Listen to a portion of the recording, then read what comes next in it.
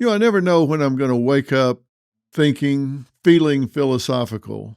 And with July 4th upon us, I kind of feel like just having a conversation with you about, surprise, surprise, independence. Not just necessarily Independence Day, but independence. So today, the real story is I woke up thinking what it really means individually, family-wise, culturally, to be independent. And I was wondering if I think about it enough, if I appreciate it, can I even really define it? And the big question, I guess, that jumps out is, do I exercise my independence? And obviously, I ask you the same. Do you? And how do you exercise, live, and experience your independence? I'm not asking this rhetorically. I'm really asking, do we really live independently? Or do we just kind of wake up and jump in the river of life and just flow wherever it takes us? We don't really make choices. We don't really exercise independence. We just are reactive. Now, three things hit me. Number one, I take it for granted. It's so easy to get in a comfort zone. Now, what do I mean about comfort zone? I've done a lot of research on this over the years. I've talked to a lot of groups about it. And one of the things that's most limiting is we do get comfortable. We get comfortable in our lives and we do what's easy because we don't want to take risk. But think about it. How about we all go back and do the third grade over again? That'd be easy, right? It would be comfortable, right? But we already know how to do everything that's in the third grade. That would be comfortable. It wouldn't challenge us. We wouldn't grow from it. We would just go in there and it would be so boring. It wouldn't challenge us. Are we doing that again? I mean, think about your life. Is each year stretching you to something new? Are you doing a new year next year than this year, or are you doing the same year over and over again 20 times in a row? And you really have to think about what I just said. I'm thinking about what I just said. If we're doing the same thing year after year after year, we're not progressing. We're just doing year 28 or year 34 the fifth time, the sixth time, the seventh time, the eighth time, because we're in a comfort zone. And when I talk to people about it, you know what they tell me? They say the biggest risk is not getting out of the comfort zone. They say the biggest risk is, what if they succeed? What if they strike off and do something away from the pack, away from the herd, and they succeed? They say the pressure is then they've got to keep it up. If they break away and start thinking independently, behaving independently, now they got to keep it up. They can't go back to what they were doing. People expect them to keep it up. And when you think about it, it's really a state of being free from the control, influence, or even relying on the support of other people. That's what independence is. You're free of influence. People aren't telling you what to do. You're making the choices. And that comes with pressure, right? That's not comfortable. You're making the choices. Somebody's not telling you what to do. Now, we can take that so far that we become isolated, withdrawn, narcissistic. We don't listen to anybody. But at a healthy level, it can be strength and it can be self-sufficiency. So think about it. What do you do that's independent? What do you do that truly takes this great gift we have in this country? Free speech, free choice. How much of that are you actually doing? You have it available, but are you actually doing it? Or are you playing it safe all the time? Are the thought police keeping you from expressing yourself? I have some research in my book. We've got issues that says people today are 75% more likely to censor themselves than they were in 1950. Think about that. We won't say what we think because we're afraid of the thought police. They're going to get after us. We're going to get canceled. We're going to get criticized.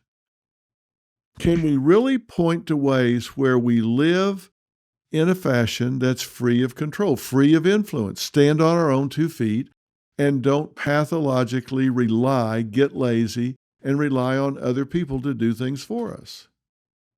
Now, I said pathologically.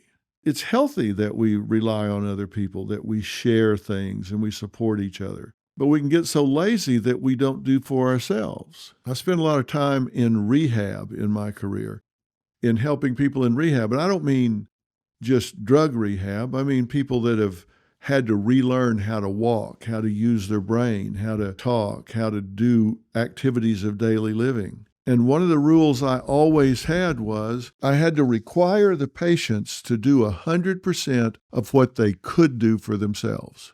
If I could walk over and flip a switch for them in 10 seconds, and it took them 3 minutes to ambulate over there and turn it on, I had to require them to take the 3 minutes to do it. And people would say, that's so cruel. No, it's not cruel. Because tomorrow they might do it in 2:45, and the next day 2:30. And before you know it, they were doing it in 10 seconds. They had to retrain, they had to learn, they had to become independent. Are you, for example, financially independent, or are you a slave to credit card debt? How about your house? Are you house poor? And have you gotten in a comfort zone just saying that's just how people live? Is it? Or have you just succumbed to that?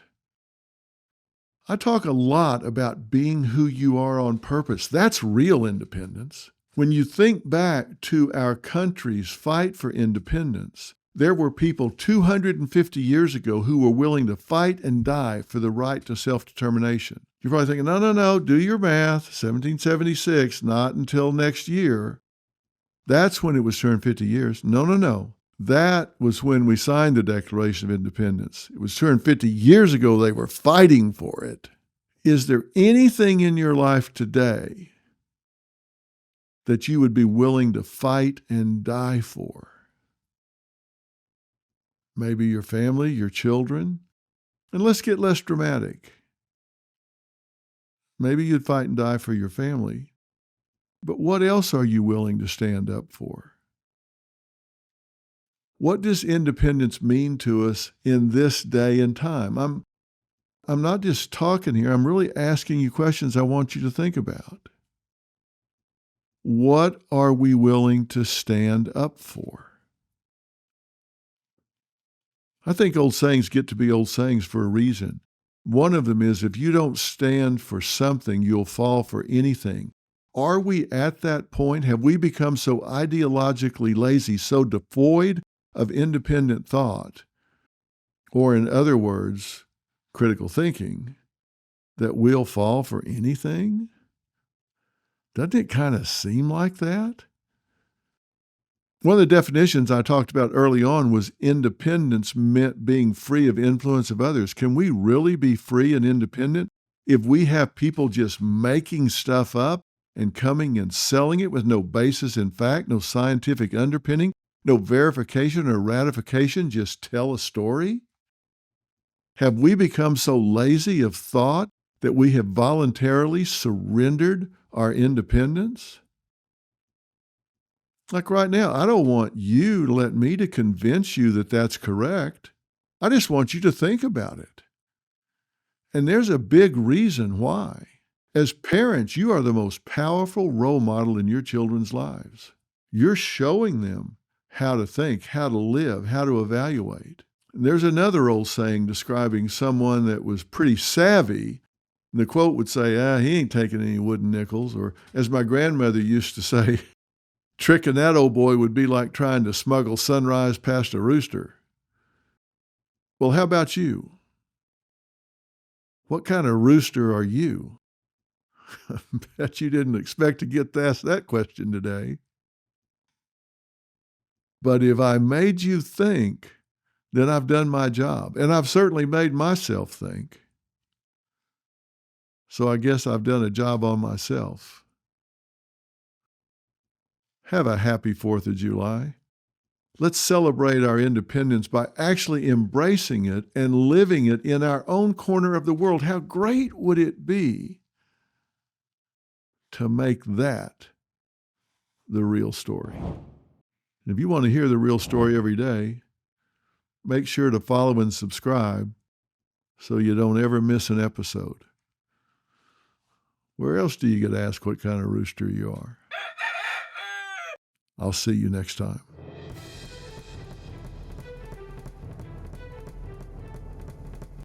War in Iran is rattling global markets. Oil's surging, inflation looms, and economic uncertainty threatens your savings. If Iran blocks the Strait of Hormuz, prices could soar and your money could lose value fast. So don't wait and hope.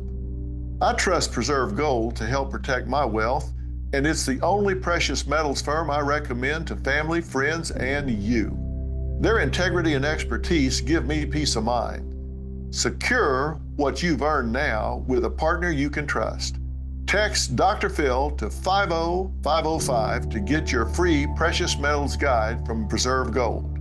Gold prices are already breaking records, and with analysts predicting more gains ahead, you cannot afford to wait. As a bonus, you can get up to $15,000 in free silver with a qualified purchase. Text Dr. Phil to 50505 now before the next shock hits.